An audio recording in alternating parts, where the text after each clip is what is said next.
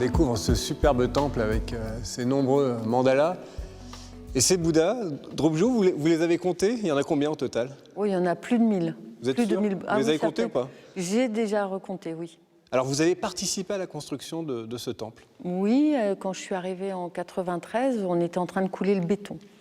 On coulait le béton du temple, on était une équipe de stagiaires pratiquants. Et voilà, on était, on va dire, les pionniers de la construction de ce temple. Vous êtes engagé à l'époque, pour quelle raison?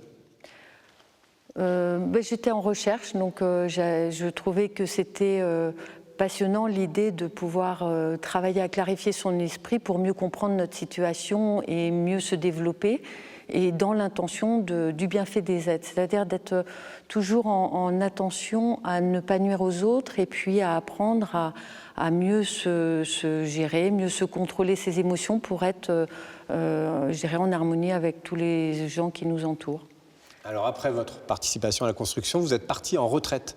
C'est d'abord ça la vocation de cette congrégation. Se retirer de la société pendant 3 ans, 3 mois et 3 jours, c'est bien ça? C'est ça. L'idée quand on participe à la construction, c'est de se préparer justement à pouvoir approfondir la pratique dans un cadre privilégié qui est la retraite de 3 ans. Alors en quoi consiste cette retraite? Elle consiste en fait je dirais, de s'extraire des distractions ordinaires et de se mettre en condition pour pouvoir étudier, réfléchir et mettre en œuvre l'enseignement du Bouddha. C'est-à-dire qu'elle consiste surtout à méditer en fait, sur les enseignements pour essayer de les comprendre par soi-même et se les approprier.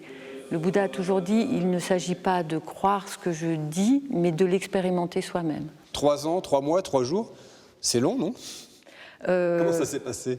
Pour moi, non, c'était pas long. C'était tellement même pas long que j'ai repiqué pour une deuxième retraite de 3 ans. Donc, ah bon? Oui, c'est tellement riche qu'on ne s'ennuie pas du tout. Vous n'avez pas vu le temps passer? On n'a pas vu le temps passer, non. Aujourd'hui, le bouddhisme en France, c'est 1 million de pratiquants. Un chiffre qui a sans cesse augmenté depuis 40 ans, en particulier au moment des crises économiques ou sociales.